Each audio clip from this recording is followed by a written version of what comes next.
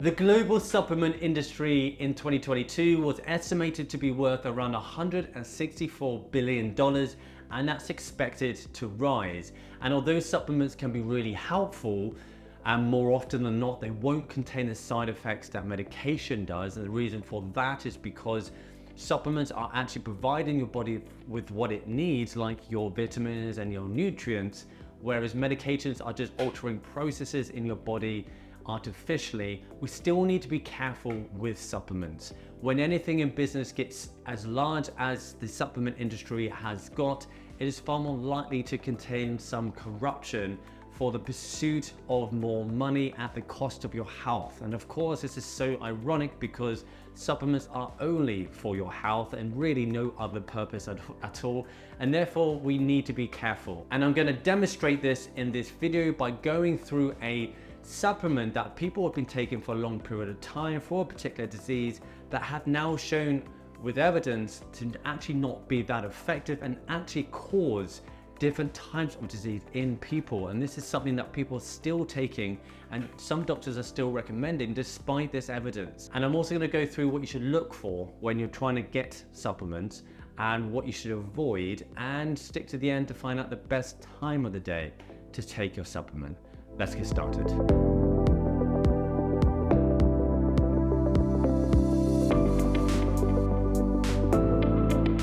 Hello and welcome back to the channel. Thank you for joining. My name is Steven if you haven't met me already, and today I want to talk about calcium. Calcium is a supplement that people have been taking for long periods of time for osteoporosis, which is basically when your bones start to weaken. This often happens as we start to age and is very common in women after menopause. So what happens when your bones weaken is that you have less calcium in your bones. And so the assumption was that if you increase the calcium intake into your body, you're going to strengthen your bones. And although that may be the case with some people, there have been emerging research showing that actually this hasn't been as effective as we thought it was, and it's actually started to cause some problems in some people. So some people have an increased risk of kidney stones because basically what you're doing is you're increasing the calcium in your body, but it's not necessarily going in the right places. And in these people, it's ended up going into their kidneys, getting lodged as a kidney stone. It's also increased the risk of cardiovascular disease because of the increase in calcium circulating in the body, which increases the risk of a clot in the arteries, which then increases your risk of a stroke or a heart attack.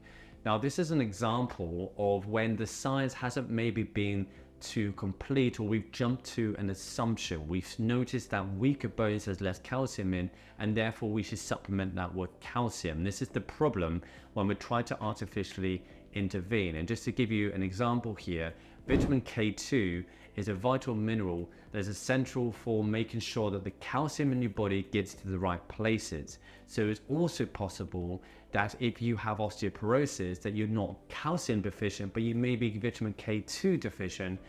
And basically what's happening is that calcium is just not going to the right places. So that person might naturally be at a higher risk of cardiovascular disease, of having cavities in the teeth and getting weaker bones. And that could simply be because the calcium is not getting to the bones and teeth, but is getting lodged in the arteries or maybe in the kidneys. And so that person may need vitamin K2. And that's just one example. There may be other causes to that problem, but in this situation, so many people have jumped to the assumption that they need calcium, and actually that just made the problem worse. So how can we avoid this? Well, generally, I always stick to the principle that you want to keep it natural. And a lot of supplements are quite artificial.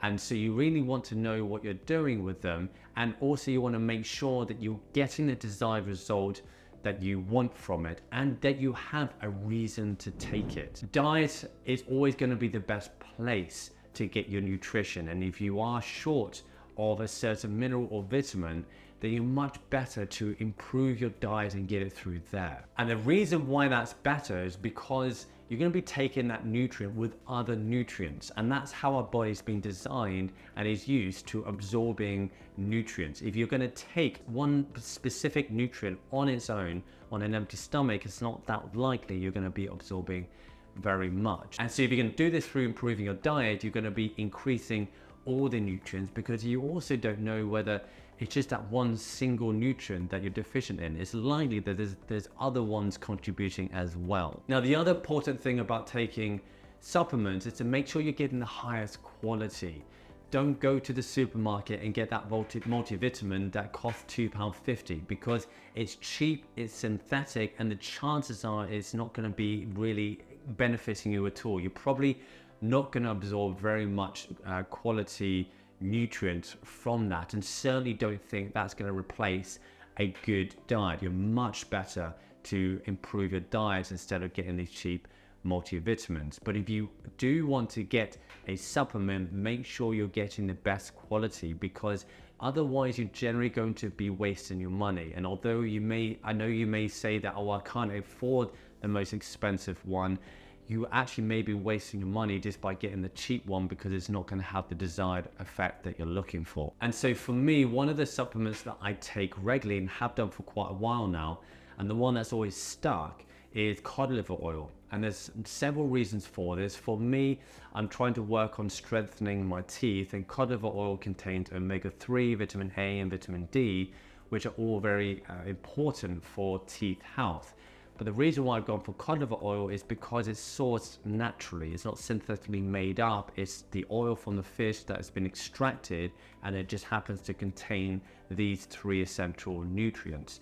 I also get the highest quality, which is very expensive, but it's going to mean that it's not going to be, the oil hasn't been extracted using chemicals or heated, but it's been taken raw, and all the nutrients have been preserved as best as possible. So I'm going to be getting the most value possible, which is the only reason I'm going to want to take it in the first place. There's no point taking something if it's not going to have an effect on my body. And then lastly, when should you take supplements? And you may have guessed this already. So if you are going to take a supplement, as I mentioned earlier, nutrients are designed to be absorbed with other nutrients. So take it during or after you've had a meal, and ideally a nutritious meal, the most nutritious meal that you have in the day. Take it with that, because you be having other nutrients that will help that particular nutrient be absorbed. And if you want to find out more about cod liver oil, the benefits of cod liver oil, and why I personally take it, then check out my video here that will pop up here in just a second. Before it does though, don't forget that you can get 10% of Vivo barefoot shoes. These are minimalist shoes that I personally wear every single day. You can get 10% of Athenase, a superfood specifically formulated for men. You can get £10 off your first bag of XL coffee, which is organic, super healthy coffee, which tastes amazing. And lastly, 15% off Fussy, which is a natural deodorant that I personally use every single day, that doesn't have any of the harmful chemicals that traditional deodorants contain. I'll see you either on this video or my next. Have a great rest of your day. Thanks for watching.